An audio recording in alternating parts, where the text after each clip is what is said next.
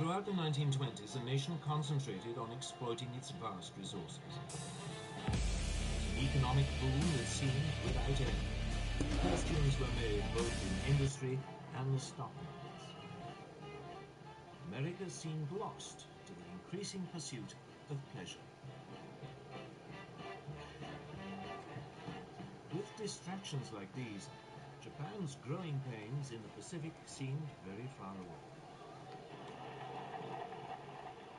America had slashed its army after World War I and agreed a naval reduction treaty with Britain, France, and Japan. This, in effect, handed naval superiority in the Pacific to the Japanese. And then came the Great Depression.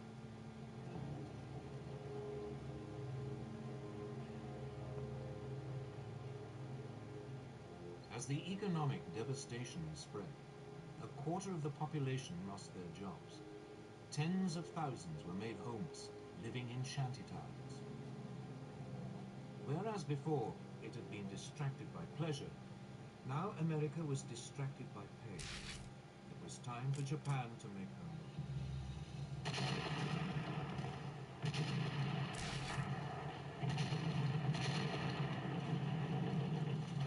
In 1931, without even informing their own elected government, the Japanese forces in Manchuria seized the capital Mukden and then overran the rest of the territory. A puppet state, Manchu Kuo, was proclaimed under a puppet rule. Henry Puyi, last emperor of China, who had been deposed in 1911, was dragged out of the town.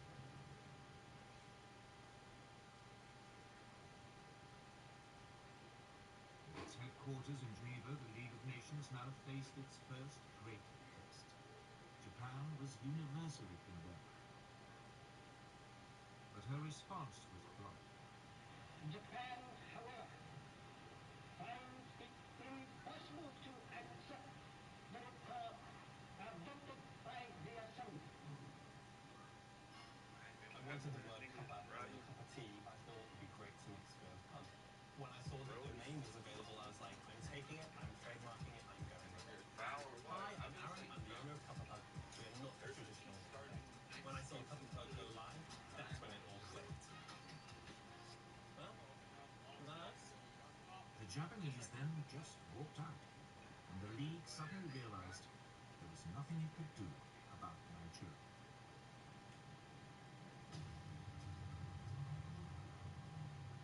Japan was declared an international pariah, but it didn't care.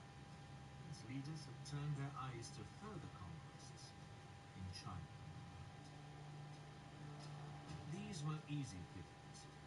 China was in a state of chaos. The government of Generalissimo Chiang Kai-shek was locked in conflict with the Chinese Communist Party under Mao Zedong. There was civil war.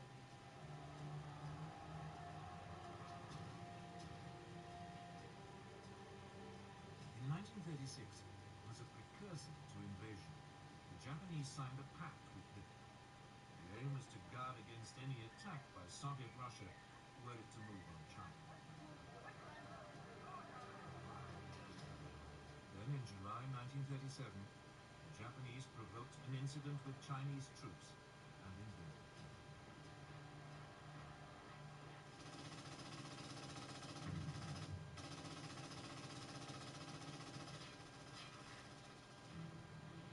At first, the Chinese were taken by surprise,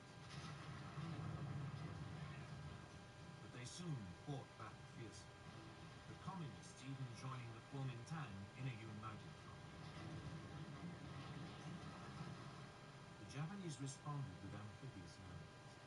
By the end of 1937, they had overrun much of northern China and the coast.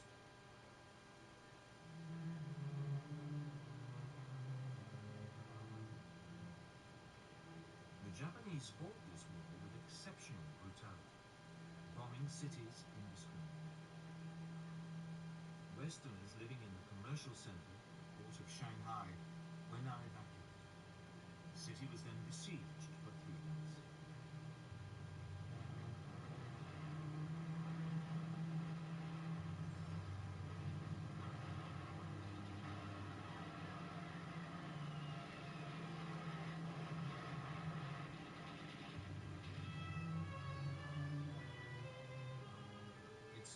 widespread damage, the Japanese forces showing no pity or concern for the native population.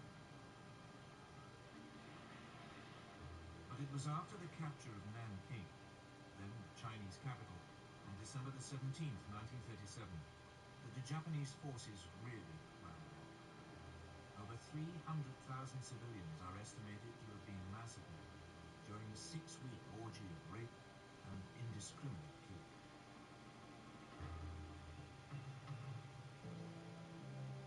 The Japanese even attacked British and US warships which had been sent to protect their shipping and trade.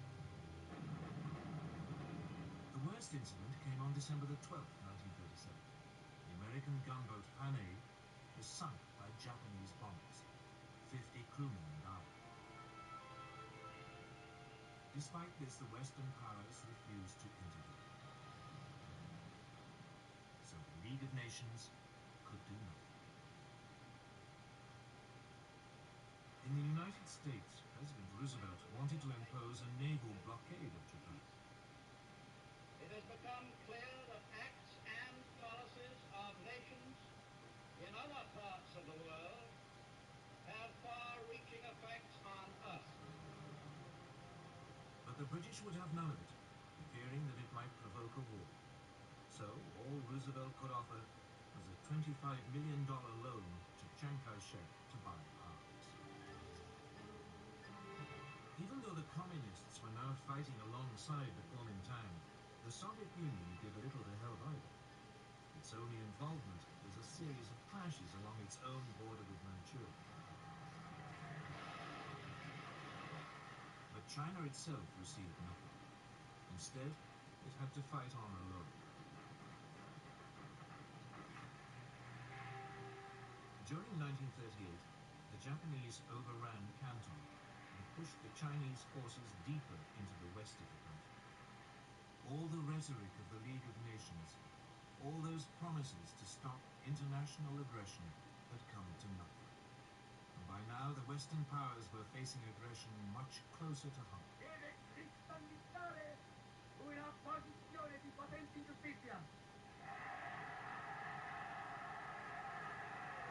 Quando i principi che sorgono e che nascono e i principi che declinano, la vittoria è per noi, per i fedeli.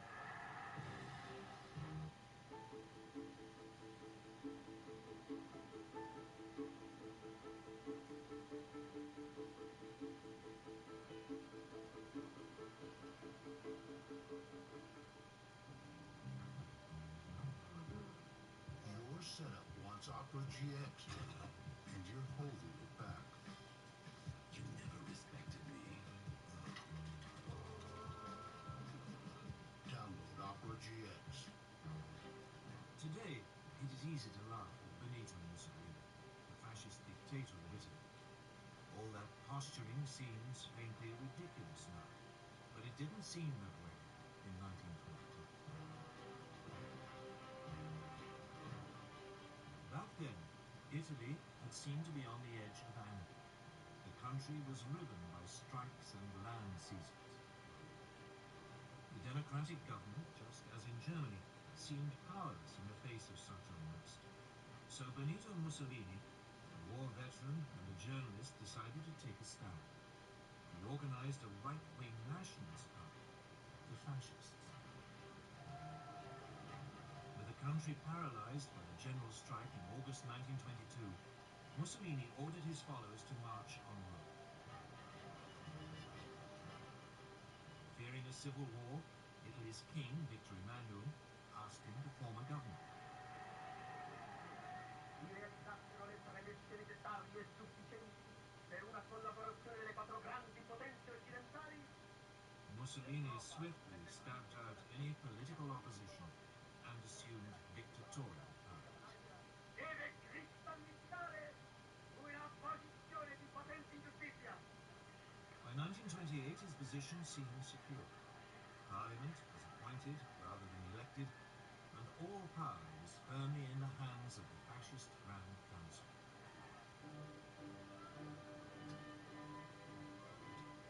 Like Hitler, Mussolini's first acts made him immensely popular. Massive programs of public works provided employment and transformed Italy's infrastructure. Corruption was rooted out and the mafia more or less eliminated. Italy's armed forces were built up, including an advanced modern air force. In the Mediterranean, Mussolini launched a powerful navy, bigger than the combined might of the British and French Mediterranean fleets. When the Great Depression came, Italy seemed to weather it better than most. Mussolini became a source of worldwide inspiration. Political leaders, not least Adolf Hitler in Germany, saw the fascist system as a role model, strong and purposeful, in contrast to the weakness of the democracies in Britain and France. But Mussolini wanted more than adulation. He wanted to recreate the Roman Empire, and he already had a target in mind for his first imperial land grab.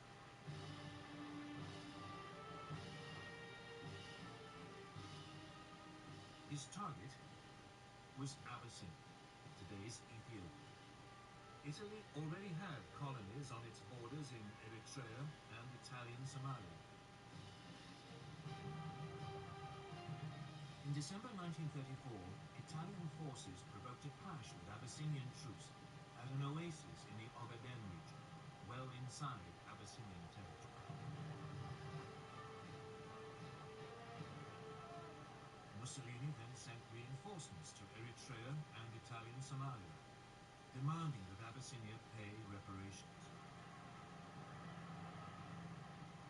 The Emperor of Abyssinia, Haile Selassie, appealed in person to the League of Nations. He called on it to live up to its ideals. Here was a small nation under threat from another member of the League. This was the supreme test. But the League did not. Britain's Foreign Minister, Anthony Eden, at least tried to broker a peace deal, but Mussolini would have none of it. In early October 1935, the Italian army invaded from Eritrea and Italian Somalia. The primitive Abyssinian forces stood little chance against a modern army equipped with artillery and tanks.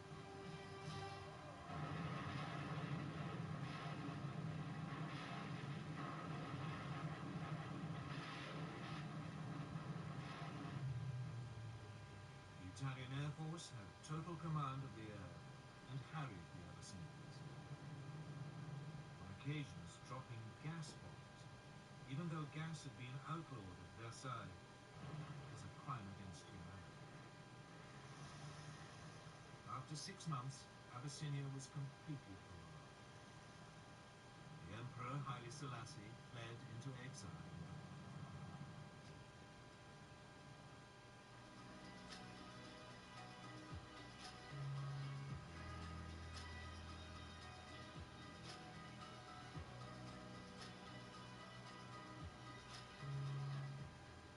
Hand off your taxes to an expert in your neighborhood. Now, your TurboTax expert can file for you, so you don't have to miss a moment. You've got better things to do than taxes. Have a local TurboTax expert file for you.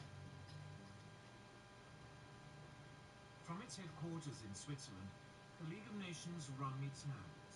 It did impose economic sanctions, but they had little effect.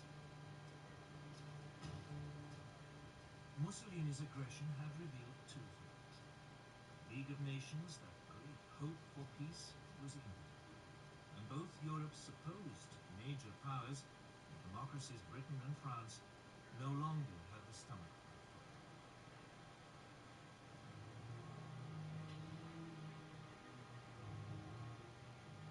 Both Britain and France had been shattered by World War I, and their economies had never really recovered. Both had witnessed waves of strikes and unrest. Both had suffered mass unemployment even before the Great Depression.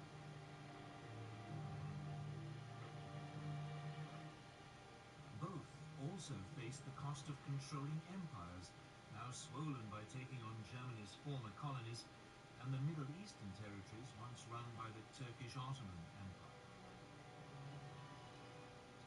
And above all, both had been traumatized by the horrific casualties of World War I. A succession of British leaders, Lloyd George, Ramsay MacDonald, and above all Stanley Baldwin, all resolved to keep Britain out of future conflicts. Despite horrific casualties on the Western Front, Britain had ended World War I with a large and very effective conscript army. This was immediately run down to a small professional force designed to police its sprawling empire. And when the Great Depression struck, any ideas of modernizing the army were abandoned.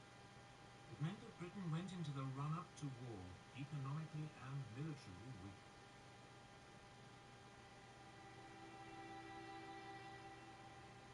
French losses during World War I had been even worse than the British. Ever mistrustful of the Germans, a large conscript army was maintained. But throughout the 1920s, France's birth rate had declined. It became clear that there would be a manpower shortage by the mid to late 1930s. France realized it could never compete with Germany on the size of its army alone.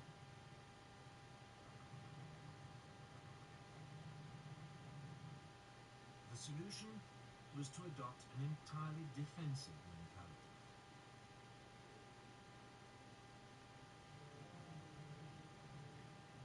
The Maginot Line, a series of fortifications, was begun in 1930 along the frontier with Germany and ran as far as the Belgian border. There, it theoretically linked up with fortifications planned by the Belgians. This new French military approach meant that France was only capable of waging a defensive war. It just did not have the ability to launch an attack on Italy, even if the British had had the troops to cope. And of course, both countries knew that their navies in the Mediterranean were outnumbered by Mussolini's new fleet.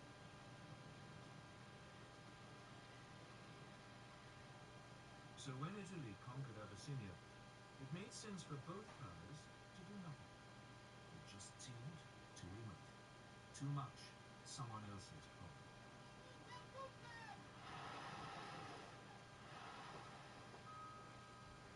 By now, they both had to deal with all the traumas of the Great Depression.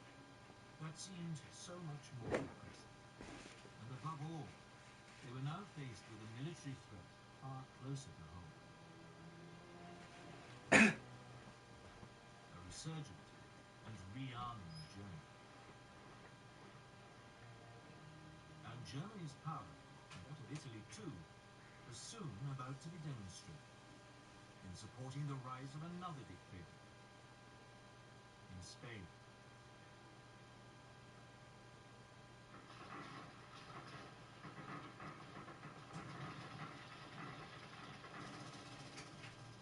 In 1936, civil war erupted in Spain. It was exceptionally vicious, setting family against family, communist against fascist, believers against atheists. Oh, it's fucking cold. In 1931, a left-wing government had come to power determined to get rid of the centuries-old Spanish monarchy. The king was forced into exile and a republic was declared.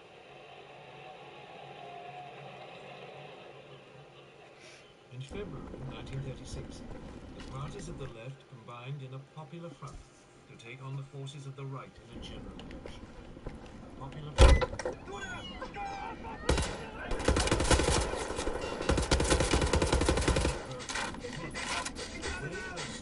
and land seizures led the right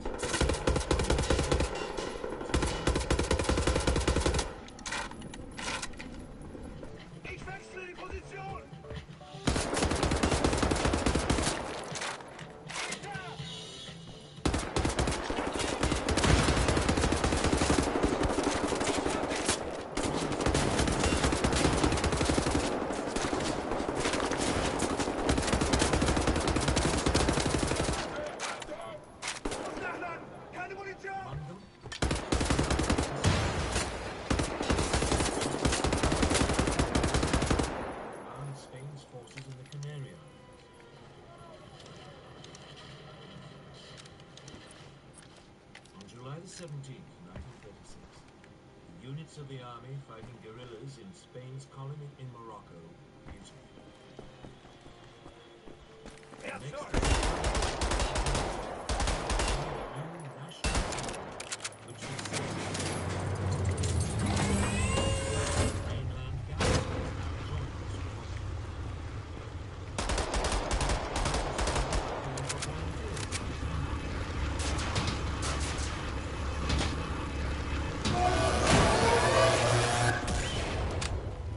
At first,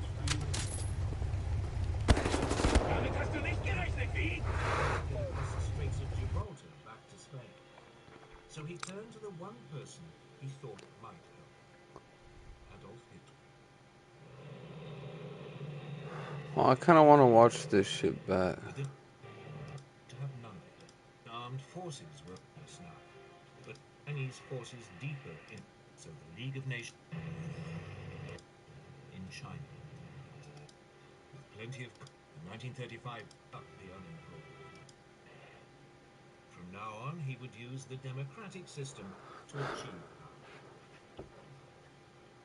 For the next 5 years, Weimar Germany prospered. Extremist parties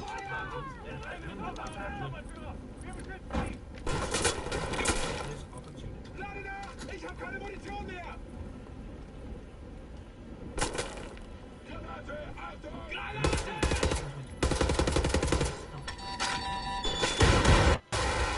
Billions of I dollars need lost, to. and an economic depression swept across the world. Unemployment in Germany.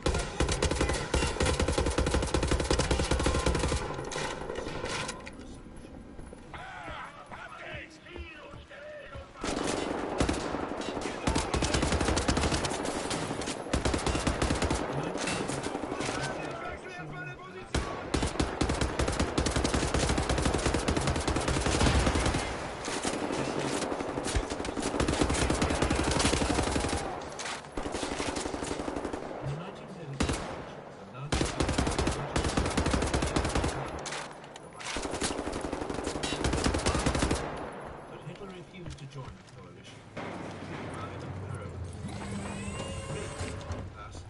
President Hindenburg made him chancellor.